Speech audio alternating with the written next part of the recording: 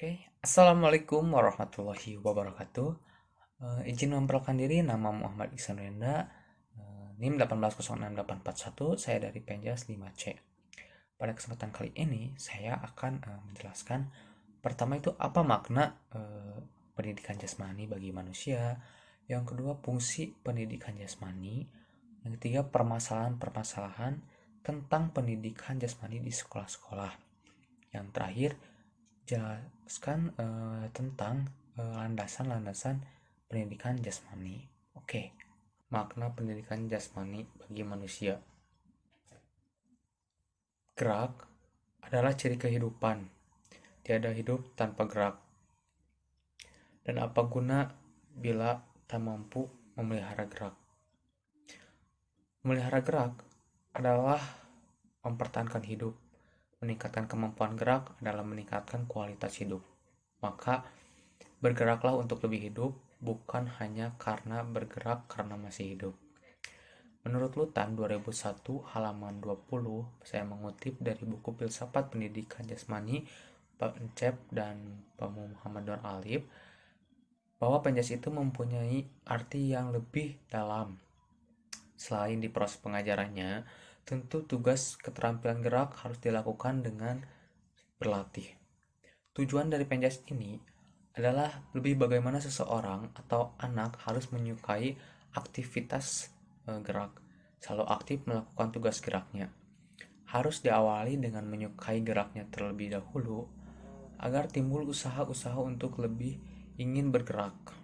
Kenapa saya berasumsi seperti ini? Karena alhamdulillah di zaman saya masih bisa merasakan bermain tradisional seperti gala asin, kucing-kucingan, ya bermain sepak bola di lapangan, voli, sampai azan maghrib sebagai tanda akhir suatu bermain atau olahraga tersebut. Nah, tapi sekarang zaman sudah begitu pesat dengan adanya teknologi yang semakin bersaing di pasaran, membuat dunia nyata sudah berpindah ke dunia maya. Bagaimana sih agar bisa ke zaman seperti dulu lagi? Jawabannya jelas tidak mungkin ya kita kembali ke masa lalu. Namun untuk melestarikan kegiatan-kegiatan tradisional di masa lalu itu bisa dengan mengadakan event-event keolahragaan contoh tradisional, bukan hanya di 17 Agustusan saja gitu. Tapi eh, kita sering mengadakan event keolahragaan di desa-desa misalkan seperti itu. Nah, apalagi gitu di saat era pandemik ini semakin susah untuk melakukan kegiatan olahraga tersebut. Nah, saya akan membahas sedikit tentang pandemik ini. Banyak orang-orang memang sudah banyak berstigma bahwa kita itu harus waspada terhadap virus dengan jaga jarak, memakai masker, menjaga kesehatan. Itu memang sudah dari dulu ya, kalau soal menjaga kesehatan itu memang penting gitu. Cuci tangan. Namun yang dilupakannya itu adalah betapa pentingnya peran olahraga di saat pandemi seperti ini. Karena jelas ketika olahraga itu jelas menaikkan imun tubuh karena badan bugar, sehat, tapi kenapa gitu pemerintah tidak menyarankan ke arah olahraga. Oke, kembali lagi pada topik maknanya. Kita sebagai calon pendidik dan sekaligus calon orang tua harus lebih peduli terhadap aktivitas tugas gerak bagi anak. Kita sebagai calon pendidik atau sebagai sekaligus menjadi orang tua harus lebih mendorong anak, karena dari Penjas sendiri sudah ada aspek-aspek yang tertanam gitu. Ada aspek kognitif, aspek afektif, dan aspek psikomotor. Nah, jangan sampai ada sebelah mata memandang Penjas yang begitu rendah gitu. Olahraga itu emang capek, berkeringat, berarti itu bagus, menandakan bahwa kita itu sehat, bahwa kita itu bugar. Nah, lebih untuk anak itu kita sebagai orang tua misalkan harus lebih mendorong anak untuk melakukan aktivitas gerak, melakukan tugas geraknya. Nah, jadi lama-kelamaan ketika ada dorongan untuk berolahraga, itu akan membuat si anak menyukai terhadap tugas gerak atau berolahraga. Nah,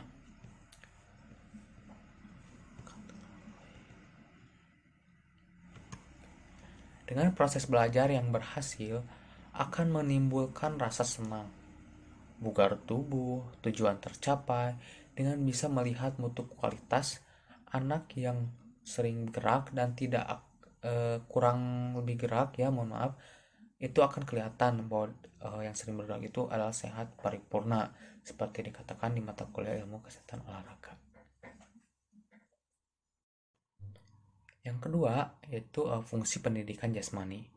Menurut Rahayu 2013 halaman 20, saya mengutip dalam buku Filsafat Pendidikan Jasmani, ada aspek-aspek fungsi pendidikan jasmani tersebut. Ada 6. Yang pertama itu aspek organik. Aspek organik ini untuk menjadikan sistem tubuh menjadi lebih baik, sehingga individu dapat memenuhi tuntutan lingkungannya dan memiliki landasan untuk pengembangan keterampilannya, seperti meningkatkan kekuatan otot, meningkatkan daya tahan ototnya, meningkatkan daya tahan kardiovaskular, serta meningkatkan fleksibilitas tubuh. Yang kedua, aspek neuromuskular. Neuromuskular itu berkaitan dengan saraf dan otot. Nah, jadi aspek ini untuk meningkatkan keharmonisan antara saraf dan otot. Jadi gerak dasar lokomotor, gerak dasar manipulatif, ataupun non lokomotor. Jadi ini mengembangkan gitu dari aspek-aspek yang berkaitan dengan saraf dan otot, serta mengembangkan komponen fisik seperti kekuatan, daya tahan, kelincahan, dan power.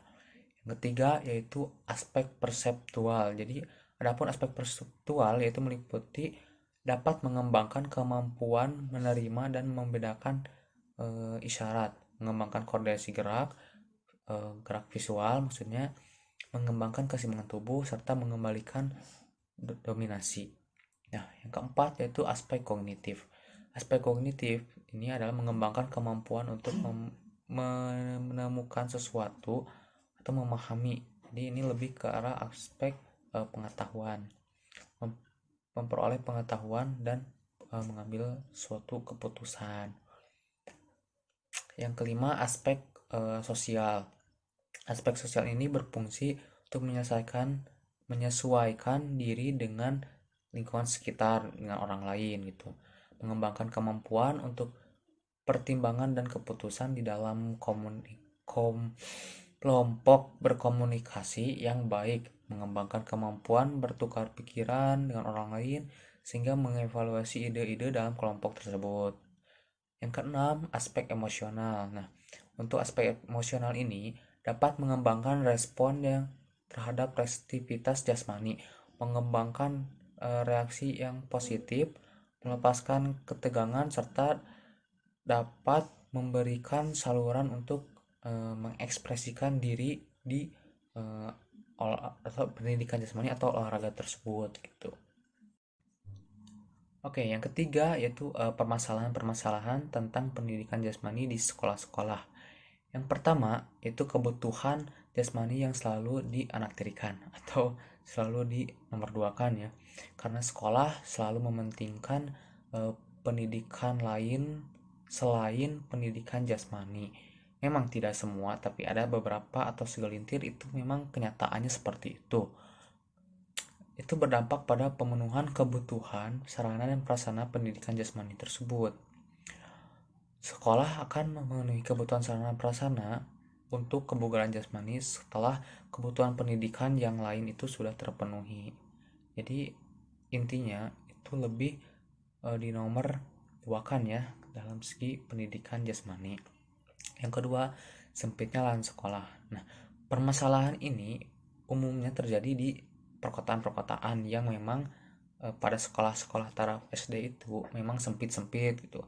Sehingga pihak sekolah itu beranggapan dengan lahan yang sempit tidaklah mungkin mengoptimalkan pengadaan sarana dan prasarana untuk kegiatan kebugaran jasmani.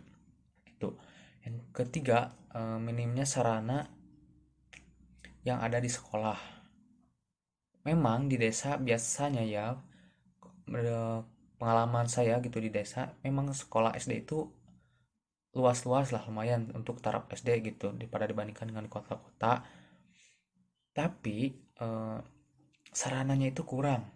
Seperti bola itu tidak ada, pasti bola basket tidak ada, bola voli tidak layak, atau net tidak ada. Itu sangat disayangkan gitu.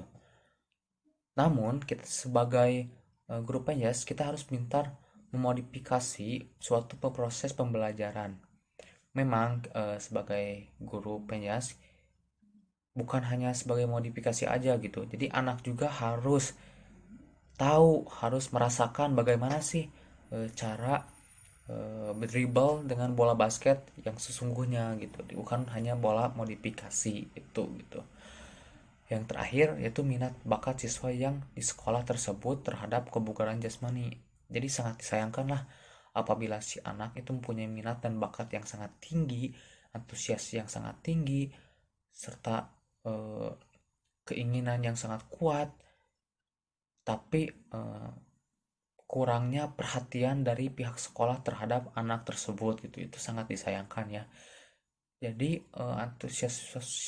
antusias siswa itu harus kita berikan fasilitas yang baik gitu, apalagi di bidang olahraga.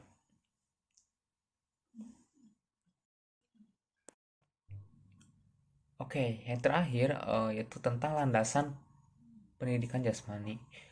Yang pertama, landasan psikologis pendidikan jasmani. Pendidikan jasmani ini lebih menekankan pada proses pembelajarannya pada penguasaan gerak tertentu. Maksudnya gerak-gerak manusia gitu. Pemahaman yang lebih mendalam terhadap memungkinkan guru lebih memahami tentang kondisi apa yang perlu disediakan untuk memungkinkan anak belajar secara efektif. Selanjutnya adalah landasan historis. Pada awalnya, kehadiran pendidikan jasmani ini dikembangkan untuk membangun manusia seutuhnya dengan menitik beratkan pada kebutuhan jasmani dan rohani yang berkembang selaras seimbang sesuai dengan cita-cita bangsa. Pendidikan jasmani juga berkembang untuk menjadikan aktivitas jasmani sebagai alat pendidikan, yaitu perancangan aktivitas jasmani sebagai media pencapaian tujuan pendidikan di keolahragaan gitu. Oke, terima kasih. Mungkin sekian pemaparan materi dari saya. Mohon maaf apabila banyak kesalahan. Mohon dimaafkan. Wabillahi taufiq wal hidayah. Wassalamualaikum warahmatullahi wabarakatuh.